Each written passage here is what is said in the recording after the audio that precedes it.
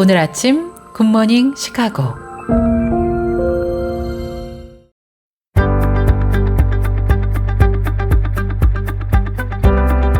청취자 여러분 안녕하십니까? 12월 2일 화요일 KCBS 굿모닝 시카고 뉴스를 시작합니다.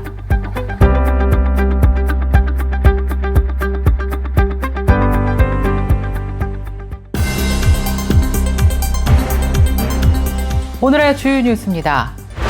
지난 2일 월요일 시카고를 강타한 연이은 겨울 폭풍으로 인해서 도시 기능에 큰 혼란을 겪었습니다.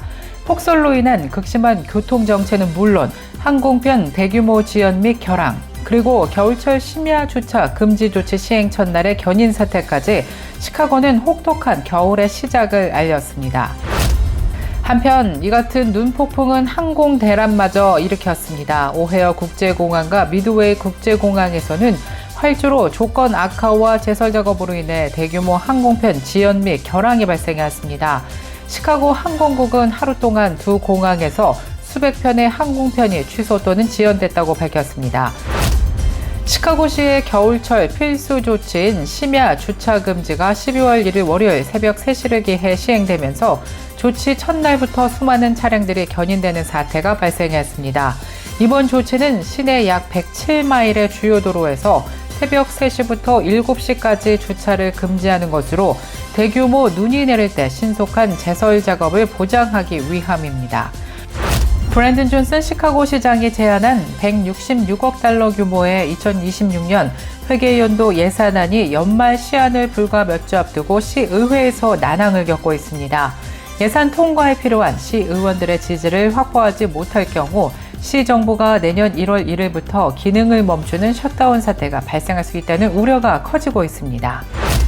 금융기관 직원이나 수사관의 사칭해서 연락을 한 뒤 계좌 정보를 빼가는 사기 수법이 기승을 부리고 있어 여러분들의 각별한 주의가 요구되고 있습니다.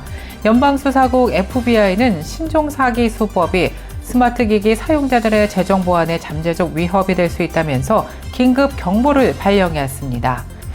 한편 미국 전역에서 스마트키 시스템이 적용된 차량을 노리는 전문 절도 범죄가 급증세를 보이고 있어 차량 운전자들의 주의가 요구되고 있습니다. 이상 오늘의 주요 뉴스였습니다. 첫 소식입니다. 지난 2일 월요일 시카고를 강타한 연이은 겨울 폭풍으로 인해서 도시 기능에 큰 혼란을 겪었습니다. 폭설로 인한 극심한 교통정체는 물론 항공편 대규모 지연 및 결항, 그리고 겨울철 심야 주차 금지 조치 시행 첫날의 견인 사태까지 시카고는 혹독한 겨울의 시작을 알렸습니다. 일리노이주 경찰에 따르면 미끄러운 도로 조건으로 인한 경미한 접촉사고 신고 건수가 급증했고 일부 외곽 고속도로에서는 차량 미끄러짐으로 인한 정체가 발생했습니다. 시카고 교통국 CTA 역시 버스와 열차의 운행 속도가 저하되면서 대중교통 이용객들의 불편이 가중됐습니다. 시 당국은 제설 차량을 총동원해서 주요 도로 제설 작업에 착수했지만 계속되는 강설로 작업에 난항을 겪은 것으로 조사됐습니다. 당국은 운전자들에게 월동 장비를 갖추고 불필요한 야간 운전을 자제해 줄 것을 강력히 권고했습니다. 한편 이 같은 눈폭풍은 항공 대란마저 일으켰습니다. 오헤어 국제공항과 미드웨이 국제공항에서는 활주로 조건 악화와 제설 작업으로 인해 대규모 항공편 지연 및 결항이 발생했습니다. 시카고 항공국은 하루 동안 두 공항에서 수백 편의 항공편이 취소 또는 지연됐다고 밝혔습니다. 특히 오헤어 국제공항에서는 국내선 허브 공항인 만큼 전국적으로 파장이 확대됐습니다. 터미널은 갑작스러운 운항 차질로 인해 여행객들로 북새통을 이뤘고 많은 여행객들이 공항에서 밤을 보내야 하는 상황에 놓였습니다. 항공사 관계자는 기상 상황이 개선될 때까지 항공편 변동성이 높다면서 여행객들에게 공항으로 출발하기 전 반드시 항공사 웹사이트를 통해 운항 상태를 확인할 것을 거듭 당부했습니다. 시카고시의 겨울철 필수 조치인 심야 주차 금지가 12월 1일 월요일 새벽 3시를 기해 시행되면서 조치 첫날부터 수많은 차량들이 견인되는 사태가 발생했습니다. 이번 조치는 시내 약 107마일의 주요 도로에서 새벽 3시부터 7시까지 주차를 금지하는 것으로 대규모 눈이 내릴 때 신속한 제설 작업을 보장하기 위함입니다. 주차금지 표지판이 명확하게 설치되어 있음에도 불구하고 이를 간과한 차량 소유자들은 주차 벌금 60불 외에 견인료 150불과 보관료 1일 25불을 추가로 물게 됐습니다. 시 당국은 주차 금지 규정은 운전자와 시의 안전을 위한 필수 규정이며 일말의 예외도 없다고 강조했습니다. 브랜든 존슨 시카고 시장이 제안한 166억 달러 규모의 2026년 회계연도 예산안이 연말 시한을 불과 몇 주 앞두고 시의회에서 난항을 겪고 있습니다. 예산 통과에 필요한 시의원들의 지지를 확보하지 못할 경우 시정부가 내년 1월 1일부터 기능을 멈추는 셧다운 사태가 발생할 수 있다는 우려가 커지고 있습니다. 존슨 시장이 제안한 예산안의 핵심은 약 11억 5천만 달러에 달하는 재정 적자를 메우기 위한 새로운 세수 확보 방안인 기업 고용세 부활입니다. 시장은 직원 200명 이상을 고용하는 기업에 대해 직원 1인당 월 21달러를 부과하는 이른바 기업 고용세를 부활시키려 하고 있습니다. 이 세금은 과거 시카고에서 1973년부터 2014년까지 시행됐고 당시 람 이메뉴엘 시장이 일자리 킬러라고 비판하며 폐지됐던 전력이 있습니다. 시의회 의원 대다수는 이 세금 부과가 기업들의 채용 의지를 꺾고 심지어 기업들을 시카고 밖으로 이전하게 만들 위험이 있다면서 공개적으로 반대 의사를 표명했습니다. 실제로 시의회 재정위원회는 지난달 시장의 예산안을 부결시키면서 반대 입장을 다시 한번 분명히 했습니다. 현재 존슨 시장은 예산안 통과를 위해 필요한 26표의 시의원 지지를 확보하는 데 어려움을 겪고 있는 것으로 조사됐습니다. 금융기관 직원이나 수사관을 사칭해서 연락을 한 뒤 계좌 정보를 빼가는 사기 수법이 기승을 부리고 있어 여러분들의 각별한 주의가 요구되고 있습니다. 연방수사국 FBI는 신종 사기 수법이 스마트기기 사용자들의 재정 보안에 잠재적 위협이 될 수 있다면서 긴급 경보를 발령했습니다. 경보에 따르면 사기범들은 주로 금융기관의 고객, 기술 지원 담당 직원을 사칭한 채 전화나 문자, 이메일 등을 통해서 계좌에서 의심스러운 거래 내역이 발견됐다거나 총기 구매 등 사기성 결제에 사용됐다고 협박합니다. 그러면서 사기 피해 신고가 추가 피해 방지를 위해 사기성 웹사이트에 접속을 하라고 유도합니다.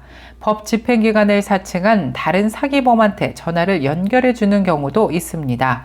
피싱 사이트나 법 집행기관 사칭범은 피해자의 금융계정 정보와 로그인 자격 증명, 2단계 인증코드 등을 요구한 뒤 계좌에 접근해서 자금을 인출하는 방법을 선택하고 있습니다. 인출된 자금 대부분은 가상화폐로 세탁되기 때문에 피해 자금을 회수하거나 추적하기는 사실상 불가능하다고 말합니다. 따라서 연방수사국은 SNS에 본인 개인정보는 물론 반려동물의 이름과 생년월일 또는 가족의 개인정보를 공유하는 것을 삼가라고 조언했습니다.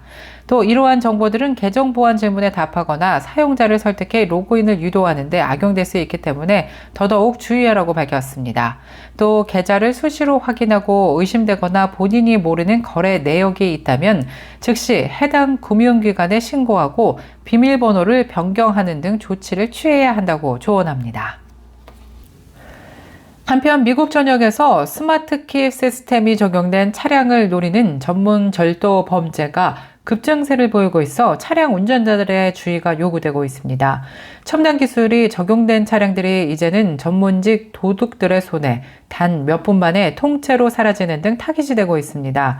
과거 차량 절도는 운전석 문을 열고 시동을 걸기 위해 복잡한 과정이나 물리적인 파손을 필요로 했습니다. 그러나 현대적인 스마트키 시스템이 등장한 것이 도둑들에게 오히려 쉽고 새로운 기회를 제공하고 있습니다. 스마트키 차량 절도의 가장 흔한 수법은 이른바 릴레이 공격이 꼽히고 있습니다. 도둑들은 두 개의 특수 장치를 사용하는데 하나는 집 안에 있는 차량 스마트키를 내보내는 전자신호를 증폭하고 포착하는 역할을 하는 장치입니다. 다른 하나는 이 증폭된 신호를 수신해서 차량에 전송하는 역할의 장치입니다. 차량은 이 증폭된 신호를 받게 되며 마치 스마트키가 근처에 있는 것으로 인식하고 문을 잠금 해제하고 시동을 걸 수 있게 허용합니다.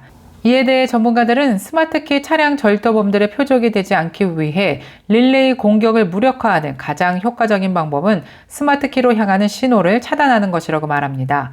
스마트키를 페레데이 백이나 금속 상자 또는 금속 캔 안에 보관하는 것이 최선이라고 전했습니다. 금속은 키에서 방출되는 신호를 차단하기 때문에 외부 스캐너가 신호를 포착하지 못하게 된다고 합니다. 계속해서 교계 소식이 이어집니다. 기독교 박해감시단체 국제기독연대가 시리아의 기독교인 지역 지도자인 술레이만 칼릴의 구금 상황을 공개하며 국제사회의 긴급한 기도를 촉구하였습니다. 국제기독연대 측은 새로운 시리아 정권이 그를 사실상 납치해 수개월째 불법 구금하고 있다면서 칼릴의 석방은 시리아 종교 자유의 향방을 가늠하는 시험대라고 밝혔습니다. 또 이는 정부가 주도한 납치라고 규정하고 그가 새 정권의 헌법선언에서 보장된 기본권조차 누리지 못하고 있다고 우려하였습니다. 가족과의 연락 역시 극히 제한되면서 그의 건강 상태조차 확인되지 않고 있다고 CSI는 보도했습니다. 한편 슬레이만 칼릴은 사다드의 기독교 공동체를 대표하는 인물이자 시리아 내전의 혼란 속에서 지역 주민을 보호한 지도자로 평가받아 왔습니다. 지난달 26일 발생한 홍콩 아파트 화재 참사로 최소 128명이 사망한 가운데 현지 교회들과 기독교 단체들이 피해를 입은 주민들에게 임시 대피소를 제공하는 등 총력 지원에 나섰습니다. 차이나 크리스천 데일리에 따르면 지난 11월 26일 오후 2시 52분경 홍콩 북부 타이포의 대규모 아파트 단지에서 대형 화재가 발생해 128명이 사망하고 79명이 부상을 당했습니다. 43시간 동안 이어진 이번 화재는 1948년 176명이 숨진 창고 화재 이후 77년 만에 홍콩에서 최대 인명피해를 낸 화재 사건으로 꼽히고 있습니다. 홍콩의 교회와 기독교 단체들은 긴급 구호 및 기도회를 열고 피해 주민들에게 심리적 지원과 임시 대피소 그리고 구조 활동을 본격적으로 제공했습니다. 한편 홍콩 당국은 지난 29일부터 사흘간의 공식 애도 기간으로 선포했으며 애도 기간 중 관공서에서는 중국 오성홍기와 홍콩 깃발 조기가 개양되고 정부가 주최 후원하는 공연 등 각종 기념 행사는 연기 취소됐습니다. 수단의 최대 항구 도시 포트 수단에서 지난 11월 26일 두 교회가 연속적으로 훼손되는 사건이 발생한 가운데 세계 기독연대가 이는 계획된 공격으로 보인다며 우려를 나타냈습니다. 두 교회는 수단에서 가장 오래된 기독교 예배처 중 하나로 포트 수단 시장 중심부 경찰서 맞은편에 위치합니다. 그럼에도 지역 당국과 경찰은 어떠한 조치도 하지 않았습니다. 복음주의 교회 지도자들은 공동체 내부 긴장 고조를 우려해서 공식 고발을 하지 않기로 했고 교인들의 적혀진 글씨를 감추기 위해 장식용 벽화처럼 덧칠했습니다.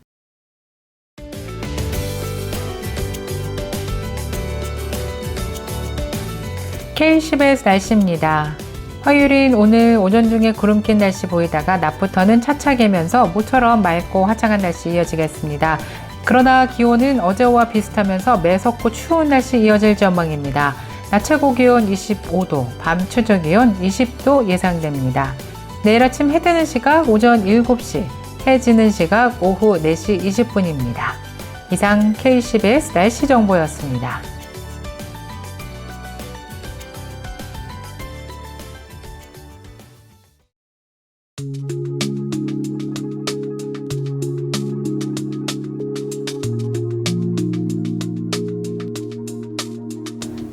화요일에 전해드린 굿모닝 시카고 뉴스를 마치겠습니다.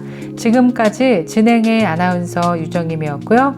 여러분 모두가 주님의 은총 속에서 평안과 기쁨을 누리시는 오늘이 되길 바라겠습니다. 청취해주신 모든 여러분 고맙습니다.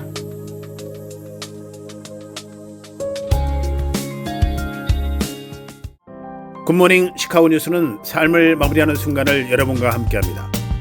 가장 저렴한 비용과 신뢰를 바탕으로 정성을 다하는 줄리심 장의사, 최신 학문과 기술 연마를 통해 최상의 치료로 보답하는 김강수 치과, 모든 보험을 원스톱으로 해결해드립니다.